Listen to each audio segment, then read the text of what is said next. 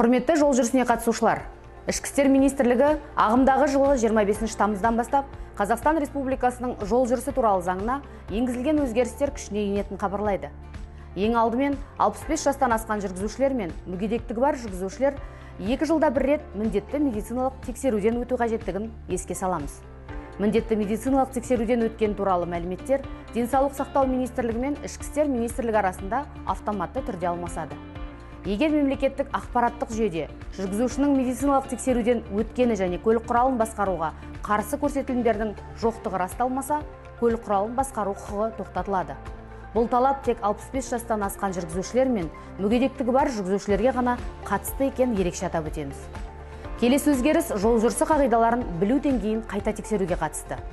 Заңда көзделген жағдайларда жолда жүру қағидаларын өрескел бұзған жүргізушілер қайтадан теориялық емтихан тапсыруға жіберілуі мүмкін. Мысалы, жол қиылысынан өту кезінде апаттық жағдай туғызу, белгіленген жылдамдықты бірнеше рет асыру, маневр жасау, жолақ ауыстыру немесе басы бұзу қағидаларын қауіпті түрде бұзу сияқты өрескел құқық бұзушылықтар. Бұл талап барлық жүргізушіге емес, тек заңда нақты көзделген жағдайларда ғана қолданылады.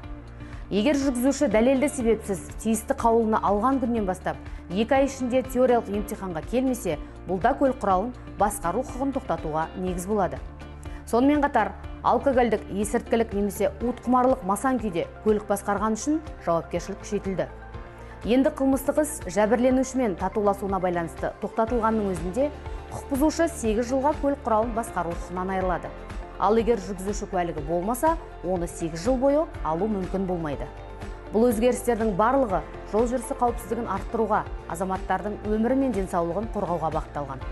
Барша жол жүрісіне қатысушыларды жолда жүру қағидаларын қатаң сақтауға шақырамыз. Ал бұл талапқа жататын жүргізушілер міндетті медициналық тексеруден уақытылы өтуі қажет. Жолдағы қауіпсіздік әрқайсымызға байланысты.